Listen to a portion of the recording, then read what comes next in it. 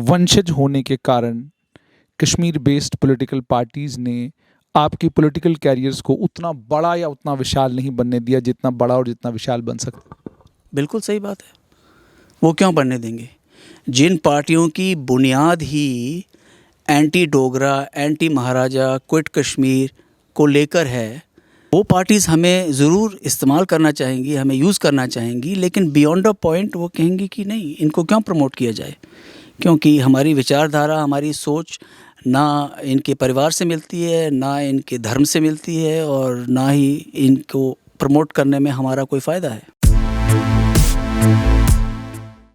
महाराजा गुलाब सिंह का आज जन्मदिन है और हमने युवराज विक्रमादित्य सिंह से समय मांगा था कि हम आपके मन को टटोलना चाहते हैं, जानना चाहते हैं कि एक बात चल पड़ी है जम्मू डिक्लेरेशन, बात चल पड़ी है जम्मू का नैरेटिव। समझना चाहते हैं आपसे कि क्या कमाल था वो कि 100 साल तक गिलगित बल्तिस्तान तक आपके पूर्वज जम्मू कश्मीर पर राज करते रहे और मुस्लिम अक्सरियती रियासत थी, यहाँ पर मुस्लिम समुदाय जो है वो मेजॉरिटी में था, लेकिन कोई बड़ी रेबिलियन नहीं हुई। किसी जगह इतिहास में कुछ ऐसा देखने को नहीं मिलता।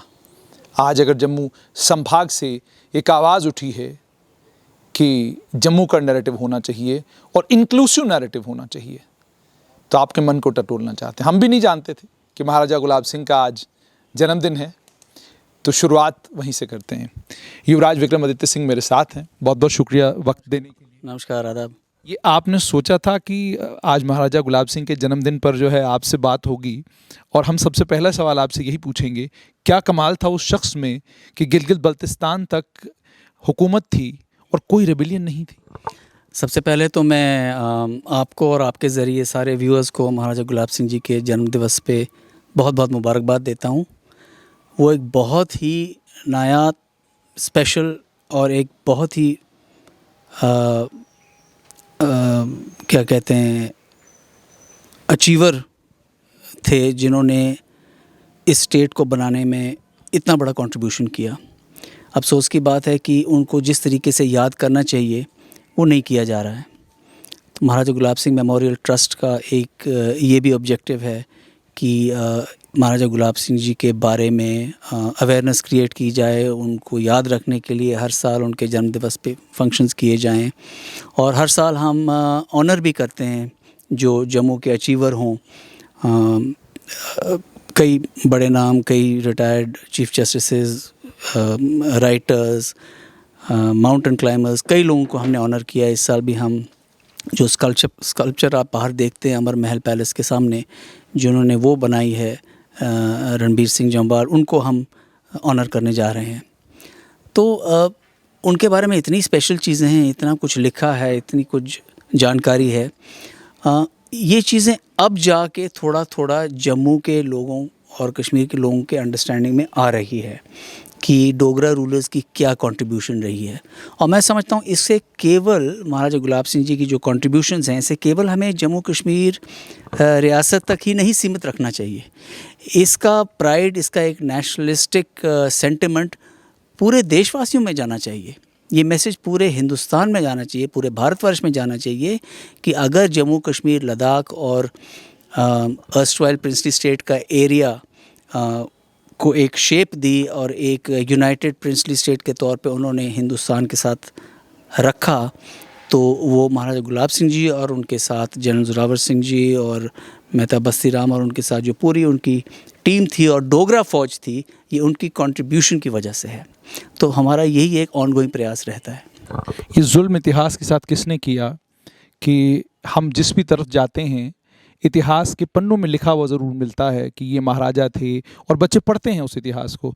आपसे ही जानना चाहूँगा, ये जुल्म इतिहास के साथ किसने किया कि 1947 के बाद से लेकर 5 अगस्त 2019 तक किसी किताब में कहीं पर, मैंने भी जब इतिहास की किताब पढ़ी तो मैंने उसमें सब पढ़े, लेकिन मैंने महाराजा गुलाब सिंह को नहीं पढ़ा, मैंने महाराजा हरि सिंह को नहीं पढ़ा, मैंने महाराजा रणबीर सिंह को नहीं पढ़ा। ये जुल्म आखिरकार किया किसने? ये आपका बिल्कुल सही कहना है हाशमी जी, और मैंने ये सवाल MLC में, जब मैं MLC था 1.5-2 साल के लिए, उस वक्त भी मैंने ये रेज़ किया कि चिट्ठी भी लिखी मैंने नईम अख्तर साहब को कि जम्मू कश्मीर के जो स्कूल के टेक्स्ट बुक्स हैं उनको रिवाइज़ करें, क्योंकि डोगरा रूलर्स के कंट्रीब्यूशंस के बारे में कोई जिक्र नहीं है, और कम से कम एक एक चैप्टर हर एक रूलर के ऊपर होना चाहिए कि उनकी क्या कंट्रीब्यूशंस रहीं, वो किस पीरियड में आए, उन्होंने कम्युनिटीज़ के लिए क्या काम किया, उन्होंने कौन से इंस्टीट्यूशनल डेवलपमेंट के काम किए, उन्होंने वाइल्ड लाइफ के बारे में क्या किया, उन्होंने टेम्पल्स को कैसे बचा के रखा,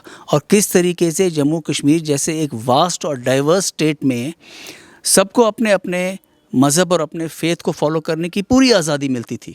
कोई टेंशन नहीं थी, कोई रुकावट नहीं थी। इस रियासत में कभी भी कोई कन्वर्जन का रिकॉर्ड नहीं रहा है, क्योंकि हिंदू रूलर रहे 100 साल।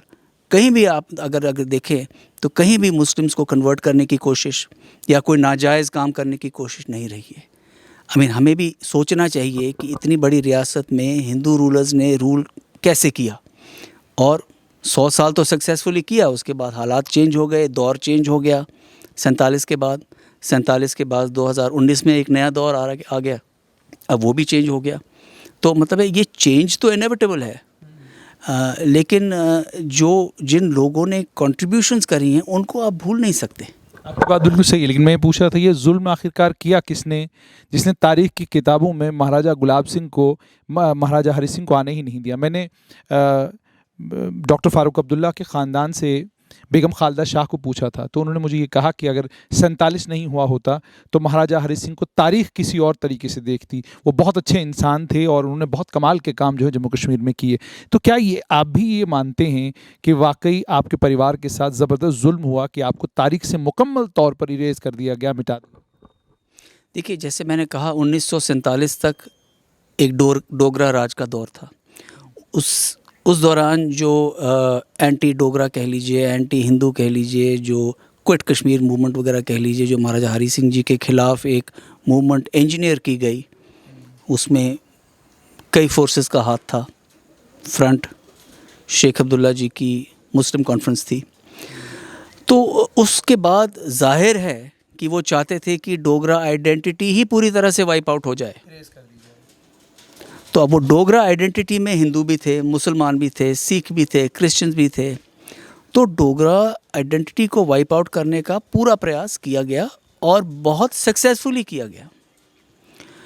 तो ये ज़ाहिर है कि उसके बाद जो शेख अब्दुल्ला जी की जो रेजीम आई और एक हार्डकोर मुस्लिम ओरिएंटेशन का एक जो दौर शुरू हुआ और रिसेंटली तक वो चलता रहा, उस दौरान ये डैमेज चलता गया और इसे कोई रोकने वाला नहीं था। कोई आवाज़ नहीं थी जो इसे रोके या चेंजेस लाने की कोशिश करे।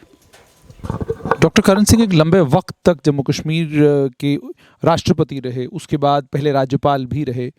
आपसे जानना चाहूँगा कि क्या राज्यपाल और राष्ट्रपति के तौर पर कभी उन्होंने असर्ट नहीं किया, ये नहीं कहा कि भाई आप किताब तो लिख रहे हैं लेकिन मेरे अब्बा के बारे में तो कुछ लिख ही नहीं रहे, आप तो बता ही नहीं रहे कि मेरे पूर्वजों ने इस राज्य के लिए क्या किया था, क्यों नहीं बताते आप वो स्वर्णिम इतिहास, जिस स्वर्णिम इतिहास में गिलगित बल्तिस्तान तक हम राज करते थे और किस तरीके से हम लोगों को नहीं, महाराज साहब डॉक्टर करण सिंह जी के ऊपर ये इल्ज़ाम लगाना मैं समझता हूँ मुनासिब नहीं होगा। मैं आपको एक्सप्लेन करता हूँ। 18 साल की उम्र में महाराजा साहब रीजेंट बन के आए, यानी कि जब महाराजा हरि सिंह जी का देश निकाला किया गया पंडित जवाहरलाल नेहरू के कहने पे और शेख अब्दुल्ला जी के इंसिस्टेंस पे, तो उस समय ये फिर भी प्रिंसली स्टेट थी। तो प्रिंसली स्टेट को यूनियन ऑफ इंडिया से मिलाने के लिए एक जो कन्वर्जन का दौर था, उसके लिए टेक्निकली महाराजाज रिप्रेजेंटेटिव होना इम्पोर्टेंट था। तो 18 साल की उम्र में वो आए और वो किन हालात में होंगे यहाँ पे, उनको ऑप्शन था। अगर वो चाहते तो वो महाराजा साहब के साथ और अपने माता जी के साथ बॉम्बे जा सकते थे और एक ऐशो आराम की ज़िंदगी व्यतीत कर सकते थे। लेकिन उस समय भी उनकी एक सोच थी कि नहीं, अगर मैं भी छोड़ के चले जाऊंगा तो यहाँ पे डोगरा राज परिवार को छोड़ के पूरी डोगरा आइडेंटिटी ही खतरे में पड़ जाएगी, वाइप आउट हो जाएगी। फिर तो इनके पास एक ओपन फील्ड है। तो उन्होंने ठीक यही समझा कि रीजेंट बनने के बाद वो सदर रियासत का दौर एक्सेप्ट करें और उसके बाद वो फिर गवर्नरशिप हुआ और फिर आगे की स्टोरी आप सब जानते हैं।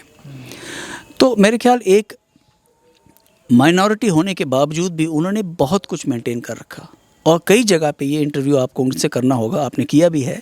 उनसे पूछना होगा कि कहाँ कहाँ पे उन्होंने चेंजेस लाए, कहाँ कहाँ पे उन्होंने इंटरवेंशंस की, किस तरीके से शेख अब्दुल्ला जी को अरेस्ट करने का ऑर्डर भी उन्होंने पास करवा के फॉलो करवाया, और गुलमर्ग में जाके क्या क्या स्टोरी हुई, वो सारा मतलब एक बहुत अहम चीज़ है। मतलब जी आपसे ये समझ में आ रहा है कि आप ये कह रहे हैं कि नई दिल्ली के लिए कश्मीर इम्पोर्टेंट था, जम्मू इम्पोर्टेंट नहीं था। जम्मू अगर कुछ कहता भी था, दबे लफ्ज़ों में बात सुन ली जाती थी और उसके बाद चलिए बात ख़त्म हो गई, आगे बढ़िए। बिल्कुल सही कह रहे हैं आप, बिल्कुल सही कह रहे हैं। एटीट्यूड रहा है। आज तक कश्मीर सेंट्रिक पॉलिटिक्स इतना क्यों खेला गया है? मैं जब से मैं सियासत में आया, और मुझे सियासत में आए को बहुत लंबा समय नहीं हुआ, 2014 में आया था, मैं शुरू से कहता आ रहा हूँ कि the very structure of the basis of the state and the structure and the relationship between the state and Union of India is flawed. जब तक आप उस फ्लॉ को नहीं ठीक करेंगे, ये कश्मीर सेंट्रिक पॉलिसीज़ यहाँ पे चलती रहेंगी, और जो सबके साथ एक इंसाफ होना चाहिए वो नहीं हो पाएगा। जैसे अब इंसाफ की बात करें, आप 2014 तक तो आप राजनीति में थे ही नहीं, आप बड़े भ्राताश्री हैं। आपके छोटे भाई जो हैं वो राजनीति में भी थे, नेशनल कॉन्फ्रेंस में भी थे, उसके बाद भाजपा में चले गए। लेकिन आप जब राजनीति में आए तो आपने पहला कदम जो रखा वो एक ऐसी पार्टी में रखा जिस पार्टी का पार्टी स्ट्रक्चर इस वक्त ख़त्म है, और जिस पार्टी के ऊपर ये इल्ज़ाम है कि इस पार्टी के बेशतर नेता जो हैं वो जमात इस्लामी की मदद करते थे, कश्मीर घाटी में अलगाववादियों के समर्थन में हुआ करते थे, और जिस पार्टी का एक इम्पॉर्टेंट लीडर इस समय एनआईए की गिरफ्त में है, मैं वहीदुर रहमान परा की बात कर रहा हूँ। तो जिस समय आप आए, आप राजनीति में, उस समय भी भारतीय जनता पार्टी जो है वो तो आप उभर के आ चुकी थी, सरकार जो है आने वाले समय में बनाने वाली थी, वो उसके नकूश भी नज़र आ रहे थे। तो आपने शुरुआत पीडीपी से की? देखिए, मैं पीडीपी में सिर्फ एक वजह से आया, और मुझे बल्कि सियासत में लाने का काम भी उन्हीं का था, और वो थे मुफ्ती मोहम्मद सैयद साहब। उनकी इंसिस्टेंस पे, उनके कहने पे मैं सियासत में आया। मेरा ये मानना है कि वो एक इंक्लूसिव विचार के आदमी थे, एक सेकुलर आदमी थे, सियासत को बहुत अच्छी तरह से जानते थे। हर आदमी की उनकी एक बहुत अच्छी पहचान थी, किसकी क्या स्ट्रेंथ्स हैं, किसकी क्या वीकनेस हैं, वो मुझे कैसे प्रोजेक्ट करना चाहते थे वो भी उनके माइंड में बहुत क्लियर था। हमारी एक अच्छी अंडरस्टैंडिंग थी, और उन्हीं की वजह से मैं सियासत में आया और उनकी पार्टी मैंने ज्वाइन करी। तो आपने उनकी पार्टी ज्वाइन की, पार्टी ज्वाइन करने के बाद उम्मीद और तवक्का तो ये थी कि जब पहली कैबिनेट बनेगी तो उसमें विक्रमादित्य सिंह भी एक इम्पॉर्टेंट प्लेयर होंगे, लेकिन जब पहली कैबिनेट बनी तो उसमें आप नज़र नहीं आए। तो हैरत में इंसान पड़ जाता है कि इस परिवार के साथ आखिरकार दिक्कत क्या है, लोगों को परेशानी क्या है? परेशानी तो जाहिर है कि जिन फोर्सेस ने इस परिवार को, डोगरा राज परिवार को या डोगरा कम्युनिटी को साइडलाइन करने की कोशिश की है, उनके कई तत्व आज भी जीवित हैं और एक्टिव हैं। वो कभी नहीं चाहेंगे कि इस परिवार का कोई आदमी उभर के सामने आए, क्योंकि एक नेचुरल लगाव है, एक नेचुरल कनेक्शन है हमारा इस रियासत के साथ। वो हमें इंजीनियर करने की ज़रूरत नहीं पड़ती उसको, वो एक खून का कनेक्शन है। तो वो अब हर एक के साथ नहीं हो सकता। तो जो पॉलिटिशियंस हमें देखते हैं वो कहते हैं कि इनको सक्सेस से थोड़ा दूर रखा जाए, ताकि ये लोग दोबारा आके वो पॉपुलर ग्राउंड नहीं रीगेन कर पाएँ जो एक समय इनके परिवार का था। विक्रमादित्य जी, मुझे अच्छे से याद है आपने महाराजा हरि सिंह की छुट्टी के लिए भी एक, अगर आपको याद होगा, आपने लेजिस्लेटिव काउंसिल में एक रेजोल्यूशन मूव किया था, और मुझे ये भी याद है, ये ऑन कैमरा रिकॉर्ड पे भी जाएगा, कि पीपल्स डेमोक्रेटिक पार्टी के नेता और इस समय प्रवक्ता फिरदौस डाक ने उसका समर्थन भी किया था। आपसे जानना चाहूँगा उस रेजोल्यूशन का बाद में क्या? देखिए, वो रेजोल्यूशन हमें विड्रॉ करने के लिए बोला गया। नईम अख्तर उस वक्त चेयर पे थे, तो उन्होंने कहा कि आप विड्रॉ कीजिए क्योंकि ये सही नहीं है, पार्टी लाइन्स पे नहीं है। तो उस समय भी मैं खुल के, जो मैं समझता था कि जम्मू के हित की बात है या जम्मू कश्मीर के हित की बात है, मैं बहुत खुले से बात करता था और ओपनली पब्लिक में बात करता था, कोई छुपा के बात नहीं करता था। तो मैंने कहा ये तो संभव नहीं हो पाएगा, ये टेबल्ड है, आप इसे लोअर हाउस में रखें और let the house decide what they want to do, जो नॉर्मल प्रोसीजर होता है। तो वो उन्होंने टेबल ही नहीं किया। तो इस तरीके से एक बात उठी और उसको साइडलाइन कर दी गई। लेकिन इम्पॉर्टेंट चीज़ ये है कि पीडीपी में रहते हुए भी मैंने ये आवाज़ें उठाई हैं, और मेरा महबूबा मुफ्ती जी के साथ डिफरेंसेस होने के भी यही कारण हैं कि मुफ्ती साहब इन आवाज़ को टॉलरेट करते थे, महबूबा जी इन आवाज़ को टॉलरेट नहीं करती थी। तो मैंने ठीक समझा जब समय आया कि मैं उस पार्टी को छोड़ूं, अपना रिश्ता उस पार्टी से काटूं। मुफ्ती साहब की भी सेहत उन्हें इजाज़त नहीं दे रही थी। फिर जो हालात डेवलप हुए, जिस तरीके से बीजेपी ओवरवेलमिंग मेजॉरिटी में यहाँ पे आई, उससे भी उन्हें धक्का मिला। तो मुझे फिर ठीक नहीं लगा कि मैं पार्टी में कंटिन्यू करूं। अगर मेरी बात नहीं सुनी जा रही है और मुझे एक न्यूसेंस वैल्यू के तौर पे देखा जा रहा है, तो वो मेरे इंटेंशंस नहीं थे। विक्रमादित्य जी, किसी को समझ में नहीं आया कि विक्रमादित्य जी पीपल्स डेमोक्रेटिक पार्टी को खैरबाद कहते हैं और उसके बाद कांग्रेस में चले जाते हैं, जबकि उनके पास भारतीय जनता पार्टी का एक विकल्प उस समय मौजूद था। और अगर मेरी जानकारी बिल्कुल सही है, आपको उस समय भी लोग आए थे जिन्होंने आपको ये कहा था कि आप भारतीय जनता पार्टी में शामिल हो जाएं, यहाँ पर पार्टी में ये पद देंगे, वो पद देंगे, सारी बातें आपके साथ हुई थी, लेकिन आपने इनकार किया और आप कांग्रेस में चले गए। कांग्रेस में जाने का आखिरकार वजह क्या थी? क्या आपके पिता का इन्फ्लुएंस था उस डिसीजन में कि आप कांग्रेस में चले गए? देखिए, दो बातें। मैं सबसे पहले आपकी पहली बात डिनाई करना चाहता हूँ कि कभी भी भाजपा के या आरएसएस के कोई लोग मेरे पास नहीं आए कहने के लिए कि आप हमारी पार्टी ज्वाइन करिए या हमारे साथ मिलिए। ऐसा कभी भी आज तक नहीं हुआ है। अभी तक नहीं हुआ? अभी तक नहीं हुआ है। तो तो अब जहाँ तक कांग्रेस पार्टी की बात है, ये आपका सही कहना है कि कांग्रेस पार्टी ज्वाइन करने का डिसीजन आपने क्यों लिया। देखिए, मेरे लिए एक नेचुरल एक होम पार्टी थी, क्योंकि महाराजा साहब वहाँ बचपन से, पंडित जवाहरलाल नेहरू के समय से उनकी पार्टी एफिलिएशंस बनी रहीं। 67 में वो यंगेस्ट कैबिनेट मंत्री बन के इंदिरा गांधी जी की कैबिनेट में आए और उसके बाद कई साल उन्होंने उधमपुर पार्लियामेंट्री कॉन्स्टिट्यूंसी को भी रिप्रेजेंट किया सक्सेसफुली। तो इस किस्म की मतलब एक बड़ा लंबा एसोसिएशन कांग्रेस पार्टी के साथ था, एक कंफर्ट लेवल था। ये सोच थी हमारी कि आने वाले टाइम में कांग्रेस पार्टी की जो सोच है, कांग्रेस लीडर्स की जो सोच है, वो जम्मू कश्मीर को लेके बदलेगी, जम्मू को एक रीजनल इम्पोर्टेंस मिलेगी। वो नहीं हुआ, वो एक अलग बात है। तो इन सब चीज़ों को सोच के मैंने पार्टी ज्वाइन करी और पार्टी ज्वाइन करने के बाद बहुत अच्छा मौका मुझे मिला कि 2019 में मैंने उधमपुर पार्लियामेंट्री कॉन्स्टिट्यूंसी से एमपी की इलेक्शन लड़ी, चुनाव लड़ा। और हार जीत एक अपनी जगह है, लेकिन वो चुनाव लड़ने का एक जो अपॉर्चुनिटी मिला मुझे, और वो भी एक इतनी बड़ी कॉन्स्टिट्यूंसी में जिसमें 17 असेंबली सेगमेंट्स हों, और कहाँ पंजाब का इलाका, हिमाचल का इलाका, लद्दाख का इलाका, कश्मीर का इलाका मिलता हो, वो एक बहुत ही नायाब और एक बहुत ही यूनिक एक्सपीरियंस रहा जो हर वक्त मेरे दिल के साथ जुड़ा रहेगा। आपने कांग्रेस ज्वाइन की, क्या आपने कभी कांग्रेस में ये सवाल कांग्रेस की लीडरशिप से नहीं पूछा कि आपको वोट तो जम्मू संभाग देता है, लेकिन प्रधान आपका जो है वो कश्मीर से आता है? क्या आपने कभी उनसे ये सवाल नहीं पूछा कि जब भी आपके पार्टी के लीडर आते हैं, उनकी फर्स्ट चॉइस और फर्स्ट प्रेफरेंस जो होता है घाटी होती है, और बयान जब वो दिल्ली से देते हैं, वो तमाम बयान जो है वो कश्मीर ओरिएंटेड होते हैं, उसमें फोकस सारे का सारा कश्मीर के ऊपर होता है, और यूं कई बार लगता है जैसे जम्मू जो है इस पूरे नैरेटिव में कहीं एग्जिस्ट ही नहीं करता है। क्या ये बातें कभी आपने पार्टी के बीच में रखी? मुझे बहुत खुशी है हाशमी साहब कि आपने ये सवाल मेरे से किया। पहली दफ़ा पार्टी ज्वाइन करके जब मैं कर्टसी कॉल करने गया सोनिया गांधी जी के पास और राहुल गांधी जी के पास, मैंने उन्हें 2-3 सुझाव दिए। मैंने कहा मैंने पार्टी ज्वाइन करी है, मैं आपके पास आ रहा हूँ। 2-3 चीज़ें मैं आपको क्लियर कर देना चाहता हूँ कि अगर आप चाहते हैं कि कांग्रेस पार्टी जम्मू कश्मीर में किसी स्तर पे पहुँचे, तो आपको वो बदलाव करने होंगे। नंबर 1, आपको जम्मू कश्मीर के प्रति अपनी सोच बदलनी होगी। जम्मू कश्मीर और लद्दाख 3 अलग अलग खित्ते हैं। इन खित्तों के मेरे हिसाब से 3 अलग अलग वर्किंग प्रेसिडेंट्स होने चाहिए जो आपके जनरल सेक्रेटरी आईसीसी इंचार्ज को रिपोर्ट करें। आप कश्मीर का आदमी यहाँ नहीं इम्पोज कर सकते, यहाँ के लोग कश्मीर में नहीं इम्पोज कर सकते, ना लद्दाख के लोग इस चीज़ को मानने को तैयार होंगे। तो उस समय उन्होंने सिर हिलाया, लेकिन लग रहा था कि कुछ बात उनके गले नहीं उतर रही है।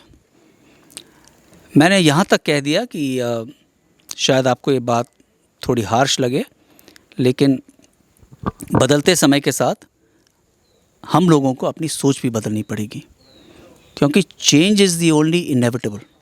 चेंज आना ही आना है। आपके पास 2 ऑप्शंस हैं, as a leader, as a human being, as a party, अगर आप चेंज के साथ अपने आप को अडेप्ट नहीं करते, अपनी सोच को नहीं बदलते, अपनी विचारधारा को दोबारा से सोचने में मजबूर नहीं करते, तो वो चेंज आगे चले जाएगा, आप पीछे रह जाएंगे। आज दुख ये होता है कि बिल्कुल वही हो रहा है कांग्रेस पार्टी के साथ, कि सोच कहीं चली गई है और पार्टी और लीडरशिप पीछे रह गई है। इसीलिए ये तनाव बन रहा है और इसीलिए ये जो स्ट्रगल है ये हो रही है। तो मैंने सबसे पहले ही पार्टी ज्वाइन करते ही अपनी पहली मीटिंग में दोनों सोनिया गांधी जी के साथ और राहुल गांधी जी के साथ ये बात बहुत स्पष्ट कर दी थी। आपने बात तो वहाँ पे स्पष्ट की, लेकिन उसके बाद से लेकर अभी तक कोई बदलाव नहीं आया, इस पर अफसोस है आप? मुझे बहुत अफसोस है। मुझे दुख होता है कि अपने सामने जब आप एक बदलते दौर को देख रहे हैं, जो चेंजेस आ रही हैं, जो जम्मू से नैरेटिव निकल रहे हैं, जो चीज़ें मैं लेके लड़ रहा हूँ पिछले 7-8 साल से, ये आज सिर्फ मेरी आवाज़ नहीं है, ये पूरी जम्मू की आवाज़ है। तो अगर आप ये एक्सेप्ट करने को नहीं तैयार हैं, ये आपको दिखाई नहीं दे रहा है, तो आप फिर सियासत में तो इर्रेलेवेंट होंगे ही होंगे। आप कह रहे हैं कि सियासत में इर्रेलेवेंट होंगे, लेकिन अब जम्मू संभाग की अगर बात करें तो बहुत बड़ा बदलाव पिछले दिनों में देखने को मिला कि नेशनल कॉन्फ्रेंस की प्रोविंशियल प्रधान, जिन्होंने 26 साल की लंबी एसोसिएशन नेशनल कॉन्फ्रेंस के साथ थी, केवल मात्र इस बात पर छोड़ दिया कि नैरेटिव जम्मू से होना चाहिए, अब बात जम्मू की होनी चाहिए और जम्मू से चलनी चाहिए और कश्मीर जानी चाहिए। क्या युवराज विक्रमादित्य सिंह भी उस स्वर के साथ स्वर मिलाने जा रहे हैं, या आपको लगता है कि आपका वो रास्ता नहीं, मेरा रास्ता तो मैंने ये जम्मू डिक्लेरेशन से पहले ही साफ कर दिया था कि जम्मू कश्मीर, देखिए 2 ऑप्शंस हैं, या तो जम्मू और कश्मीर को अलग कर दीजिए, जम्मू स्टेटहुड दे दीजिए, कश्मीर वैली को अलग यूटी बना दीजिए, जैसे आपने लद्दाख को अलग किया। युवराज विक्रमादित्य सिंह कह रहे हैं? मैं ऑप्शंस दे रहा हूँ आपको, ठीक है। अगर आपको जम्मू और कश्मीर साथ रखना है तो उसमें कश्मीर सेंट्रिक अप्रोच अब नहीं चलेगी। आपको जम्मू को regional identity, regional representation, Jammu के लोगों की बात, जम्मू के मुसलमानों की बात, जम्मू के हिंदुओं की बात, जम्मू के सिखों की बात सुननी पड़ेगी। यही बात देवेंद्र सिंह राणा भी कर रहे हैं, तो क्या मान लें कि आप उनके स्वर के साथ स्वर मिलाने जा रहे हैं कुछ दिनों में?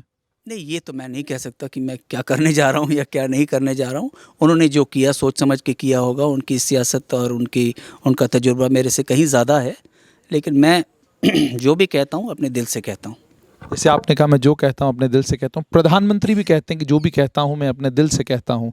5 अगस्त 2019 को जो बदलाव आया, युवराज विक्रमादित्य सिंह उस बदलाव को कैसे देखते हैं? क्योंकि ये रियासत आपकी थी, आप लोगों ने गिलगित बल्तिस्तान तक बनाई थी, 47 में इसके 2 टुकड़े हुए और 47 के बाद 5 अगस्त 2019 को इस रियासत के और 2 टुकड़े हुए, लद्दाख अलग हो गया और जम्मू और कश्मीर केवल मात्र बचा हुआ है। और अब भी जैसा आप कह रहे हैं कि अगर आपको रीजनल आइडेंटिटीज़ बर्दाश्त नहीं है, आप कश्मीर अलग कर दीजिए, जम्मू अलग कर दीजिए। तो आपके परिवार का बनाया हुआ ये बनाई हुई ये रियासत जो आज एक केंद्र शासित प्रदेश में बदल चुकी है, क्या जो स्वरूप इसका 5 अगस्त 2019 के बाद बना है, आप उस स्वरूप को कैसे देखते हैं? जो बदलाव लाए गए उनको कैसे देखते हैं? और प्रधानमंत्री नरेंद्र मोदी और गृह मंत्री अमित शाह के विजन को जम्मू कश्मीर को लेकर कैसे देखते हैं? देखिए, जब ये बदलाव आया, मैं जैसे आपसे कह रहा था कि बदलाव ही एक लाइफ में कांस्टेंट चीज़ होती है और ये अलग अलग दौर होते हैं। महाराजा ये डोगरा राज से पहले सिखों का राज था, सिखों से पहले और लोगों का राज था, उससे पहले और था। उसके बाद 1947 में जो मेजर चेंजेस हुए, जहाँ पे प्रिंसली स्टेट्स सारी कन्वर्ट होके हिंदुस्तान यूनियन ऑफ इंडिया में एमलगमेट हो गई, मर्ज हो गई, तो वो एक मेजर बदलाव था। लेकिन उसमें जम्मू कश्मीर को लेके एक रुकावट आ गई, जहाँ पे आर्टिकल 375 और 35A को इंट्रोड्यूस कर दिया गया और जहाँ एक्सेशन साइन हुआ वहाँ पे मर्जर साइन नहीं हो पाया। वो मैं मानता हूँ कि वो अपने आप में एक गलती थी, लेकिन अब वो हिस्टोरिकल पर्सपेक्टिव है, वो हालात रहे होंगे जिसकी वजह से उन्हें ये सब करना पड़ा। We will not go into that. जो 2019 में चेंजेस हुए, मैं मानता हूँ कि दे आर वेरी पॉजिटिव। शायद ये सब 50 साल पहले होना चाहिए था, लेट हुआ लेकिन दुरुस्त हुआ। ये मैंने इन राइटिंग में भी अपनी स्टेटमेंट में कही कि बहुत अच्छा हुआ और इसमें कोई पर्सनल ट्रेजेडी हमारे लिए नहीं है। जो personal change Jammu Kashmir royal family को जिसका सामना करना पड़ा वो 1947 में था। जब 1947 का चैप्टर ख़त्म हो गया, क्लोज़ हो गया और हम लोग सब यूनियन ऑफ इंडिया में आ गए, फिर तो दैट स्टोरी इज़ ओवर। फिर हमारे लिए सेटबैक की क्या बात है? फिर तो आप स्टेट को, जैसे रीऑर्गेनाइजेशन ऑफ स्टेट्स बाकी स्टेट्स में हुई 1952 में, जो मध्य भारत, मध्य प्रदेश बना, राजपूताना राजस्थान बना and so on and so fourth, वो चीज़ उस समय आपको कर लेनी चाहिए थी। अब लद्दाखियों की क्या डिमांड थी? 1952 से लेके आज तक लद्दाखी यही कहता था कि हमें जम्मू कश्मीर से छुटकारा दे दो, हम एक अलग मज़हब के लोग हैं, हमारा एक अलग जियोग्राफिकल और रीजनल और कल्चरल आइडेंटिटी है, हमें इस स्टेट के साथ आपने क्यों ज़बरदस्ती जोड़ रखा है? उनको जो चाहिए था वो मिला। अब वो अलग बात है कि वो समझ नहीं पा रहे हैं कि उसमें उनका क्या स्टेटस है, वो सब समय में everything will fall in place. और जम्मू कश्मीर को एक यूटी बनाया गया।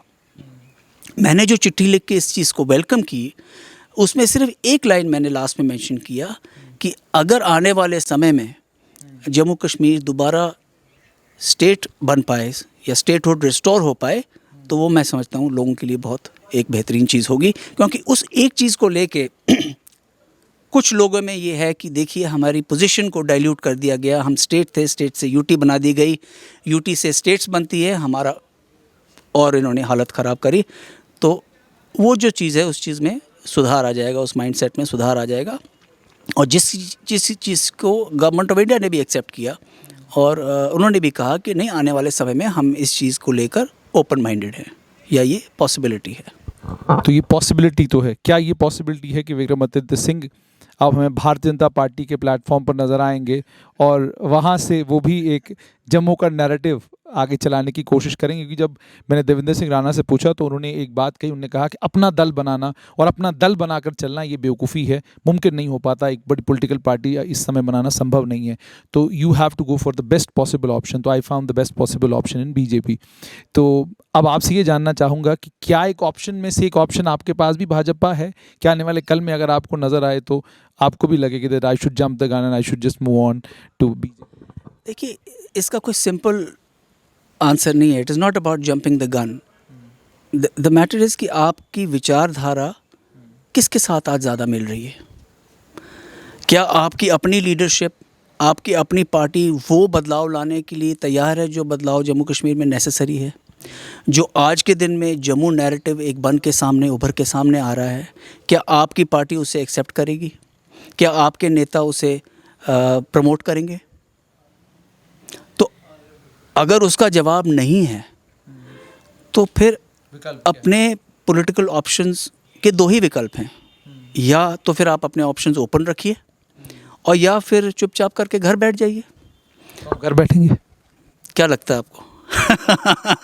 आप जिस राज पर घर बैठने वालों में से हैं क्या? आपने एक बहुत देर बाद जो है राजनीति आपने ज्वाइन की, लेकिन राजनीति में मैंने आपको, I have always seen you as a very serious player. आपसे एक और चीज़ जानना चाहूँगा, क्या इस बात को आप मानते हैं कि आपका परिवार राजनीतिक तौर पर जो रोल जम्मू कश्मीर में प्ले कर सकता था, वो रोल एक तो परिवार ने प्ले नहीं किया, आप उसके लिए किसको जिम्मेदार मानते हैं? क्या आप नई दिल्ली को जिम्मेदार मानते हैं, या ये मानते हैं कि यहाँ जो राजनीतिक पार्टियाँ रहीं, जो राजनीतिक दल रहे, उनका पहला काम यही होता था कि भाई इनको ब्रोबीट करो, इनको आगे मत बढ़ने देना, इनको पीछे रखना, ठीक है, या डॉक्टर करण सिंह है, गवर्नर रहने दो और आगे इससे ज़्यादा नहीं, MP बना दो, दिल्ली भेज दो, ठीक है? क्या ये बात मानते हैं कि आपको डिलिबरेटली सियासत से दूर रखा गया? नहीं, मैं ब्लेम किसी को नहीं देना चाहता इसमें। आई थिंक काफ़ी हद तक ब्लेम मेरा अपना भी होगा कि इतनी देरी क्यों कर दी सियासत में आने को, क्योंकि सोच तो मेरी पहले भी ये थी। हो सकता है मुझे 10 साल पहले आ जाना चाहिए था, लेकिन ये चीज़ें एक बहुत पर्सनल चीज़ें होती हैं। जब तक आप किसी चीज़ के लिए होल हार्टेडली तैयार नहीं हो, जब तक आपका हार्ट उसमें नहीं हो, आप ज़बरदस्ती पॉलिटिक्स में किसी को धकेलते हैं तो वो चीज़ कभी सक्सेसफुल नहीं होगी। जब आदमी थोड़ी उम्र में बड़ा होता है, उसको मैच्योरिटी आती है, वो देखता है, समझता है, हर एक एंगल को समझता है, उसके बाद आप थोड़ा पॉलिटिक्स में आएँ तो समझदारी से पॉलिटिक्स में आएँ और अपने सेल्फिश रीजंस की वजह से पॉलिटिक्स में ना आएँ। आप आना चाहते हैं सुधार लाने के लिए, समाज में सुधार लाने के लिए, एम्प्लॉयमेंट जनरेट करने के लिए, एजुकेशन इम्पार्ट करने के लिए, सिविल सोसाइटी के साथ इंटरेक्ट करने के लिए, जो यहाँ पे एक माहौल बना हुआ है, जो हमारा बिजली, पानी, 100 चीज़ें हैं जो कितनी डेवलपमेंट हो सकती है। जम्मू एरिया को ले लीजिए आप, यहाँ पे टूरिज़्म का कितना पोटेंशियल है, हेरिटेज को रिवाइव करने का कितना पोटेंशियल है। मतलब the sky is the limit. अगर आपको अपॉर्चुनिटी मिलती है ये सब चीज़ें करने की, और जम्मू के रूरल एरिया के लाइफ इम्प्रूव करने की, लोगों की लाइफ इम्प्रूव करने के लिए, और आप एक पोजीशन ऑफ प्रिविलेज में रहते हुए भी उस चीज़ को इग्नोर करते हैं, तो मैं समझता हूँ वो घोर पाप है। क्या महाराजा हरि सिंह के वंशज होने के कारण कश्मीर बेस्ड पॉलिटिकल पार्टीज़ ने आपकी पॉलिटिकल कैरियर्स को उतना बड़ा या उतना विशाल नहीं बनने दिया जितना बड़ा और जितना विशाल बन सकता? बिल्कुल सही बात है। वो क्यों बनने देंगे? जिन पार्टियों की बुनियाद ही एंटी डोगरा, एंटी महाराजा, क्विट कश्मीर को लेकर है, वो पार्टीज़ हमें ज़रूर इस्तेमाल करना चाहेंगी, हमें यूज़ करना चाहेंगी, लेकिन बियॉन्ड अ पॉइंट वो कहेंगी कि नहीं, इनको क्यों प्रमोट किया जाए, क्योंकि हमारी विचारधारा, हमारी सोच ना इनके परिवार से मिलती है, ना इनके धर्म से मिलती है, और ना ही इनको प्रमोट करने में हमारा कोई फ़ायदा है। अंत में आपसे जानना चाहूँगा, क्या विक्रमादित्य सिंह जम्मू जो एक नए नैरेटिव की बात कर रहा है, जम्मू जो एक नई सोच की बात कर रहा है, जिस इंक्लूसिव सोच की बात कर रहा है, क्या विक्रमादित्य सिंह उस नई सोच का हिस्सा बनने जा रहे हैं? और अगर आप बनेंगे तो विकल्प क्या रहेंगे? नहीं, देखिए, वो विचारधारा तो मेरे बीच ऑलरेडी है। मैंने आपसे कहा कि इसीलिए आज मेरे मन में भी एक टर्मोइल है, मेरे माइंड में एक टर्मोइल है कि अब क्या किया जाए। क्योंकि अगर ये विचारधारा अपनी पार्टी और अपनी लीडरशिप के साथ नहीं मिलती जुलती, अगर वो बदलते दौर के साथ बदलने को तैयार नहीं हो रहे हैं, तो हम जैसों लोगों के लिए एक शशोपंज जैसा, एक क्वांड्री जैसी हो जाती है कि अब क्या किया जाए। तो इसका मैं विचार कर रहा हूँ, सोच रहा हूँ। अभी कोई डिसीजन किसी चीज़ को लेकर नहीं हुआ है। अपने लोगों से भी बातचीत करना ज़रूरी है, क्योंकि जिन लोगों ने हमें सपोर्ट किया 2019 की इलेक्शन में, मैं समझता हूँ वही लोग हैं, ऐसे ही लोग होंगे जिन लोगों के लिए हमने काम करना है। तो उनकी क्या सोच है, उनकी क्या विचारधारा है, फिर जो हमारे फैमिली के हेड हैं महाराजा डॉक्टर करण सिंह साहब, उनसे भी बातचीत करूँगा, और साथियों से भी मिल के बातचीत करूँगा, और जो भी डिसीजन लेना होगा एक सोच समझ के एक मैच्योर डिसीजन लिया जाएगा। अंत में सवाल तो कर दिया, लेकिन एक ज़ाती सवाल ऐसे मैं करता नहीं, लेकिन जहन में आ रहा है तो पूछ लेता हूँ। परिवार पूरा जो है वो इस समय मेरी जानकारी के मुताबिक जम्मू में है, और गृह मंत्री अमित शाह भी आने वाले हैं। एक बड़ा खूबसूरत उनका जो है वो भगवती नगर में जो है स्वागत भी होने जा रहा है। तो इतना बड़ा राज परिवार अगर एक साथ यहाँ पर है, जिसे अचानक एक दिन सरप्राइज़ मिला कि प्रधानमंत्री के समक्ष डॉक्टर करण सिंह थे, और मैंने उनका वो वीडियो देखा, और भगवत गीता के ऊपर जो उन्होंने जो डिस्क्रिप्शन उसका दिया, जो उन्होंने जिस तरीके से उसको बयान किया, वो कमाल का था। तो आपसे आज समझना चाहूँगा, वो भी सरप्राइज़ था, यहाँ कोई सरप्राइज़ तो नहीं है? आप बहुत तीखे सवाल करते हैं, बट मैं हाशमी जी यही कहूँगा कि हमारे निजी संबंध सबके साथ, प्रधानमंत्री जी के साथ, गृह मंत्री जी के साथ बहुत अच्छे हैं। लेकिन जिस कारण हमारा परिवार आज जम्मू में है, वो है महाराजा गुलाब सिंह जी के जन्म दिवस को सेलिब्रेट करने का, जिसके लिए मैं आगे ही आप सबको हार्दिक शुभकामनाएं दे चुका हूँ। ये खबर कहीं अमित शाह को तो नहीं हो गई थी कि महाराजा गुलाब सिंह का जन्मदिन भी है और 2 दिन के बाद मैं भी चला जाता हूँ? मैं नहीं कह सकता इसके बारे में कुछ। बहुत बहुत शुक्रिया।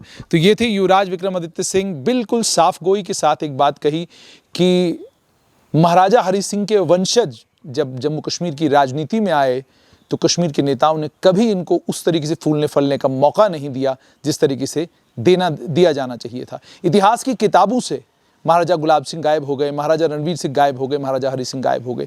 तारीख अगर पढ़ाई गई, सुनाई गई या बताई गई, वो सिर्फ 1947 वाली और 1931 से 1947 वाली बताई गई, ना उसके पहले वाली बताई गई, ना उसके बाद वाली बताई गई। किसी ने नहीं कहा जम्मू कश्मीर बैंक किसने बनाया, किसी ने नहीं बताया कि हॉस्पिटल जो इतने सारे जम्मू कश्मीर में बने वो कैसे बने थे, हॉस्पिटल इंफ्रास्ट्रक्चर कैसे बना था।